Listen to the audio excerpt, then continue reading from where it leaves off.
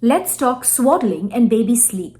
According to the American Academy of Pediatrics, when done correctly, swaddling can be a useful technique to calm down infants and to promote sleep. It is thought to do this by giving babies a sense of security similar to what they might experience in the womb or when they're being snuggled close. This comforts them when they're fussy and can also lull them to sleep.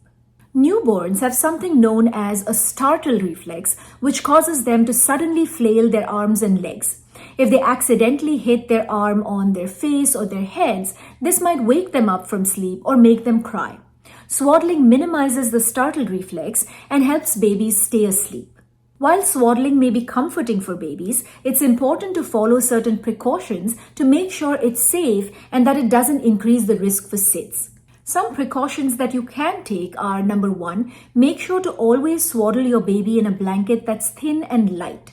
Make sure that their nose and mouth is clear of any fabric. Number 3, always put your swaddled baby to sleep on his or her back and never on their side or their stomachs. Don't swaddle your baby too tightly. You should always be able to easily insert 2 to 3 fingers between the fabric of the swaddle and their chest. Number 5, babies that are swaddled too tightly can develop problems with their hips.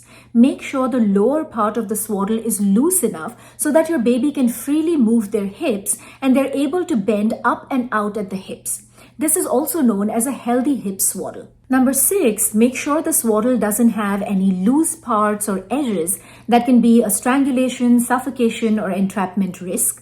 Number 7, make sure the swaddle is not causing your baby to overheat. Look for signs such as sweating, flushed cheeks, or damp hair. Number 8, if you anticipate that your baby is going to be swaddled for longer periods of time, it's a good idea to use a swaddling sleep sack instead of a traditional blanket. Lastly, stop swaddling your baby once they begin to show signs of rolling over.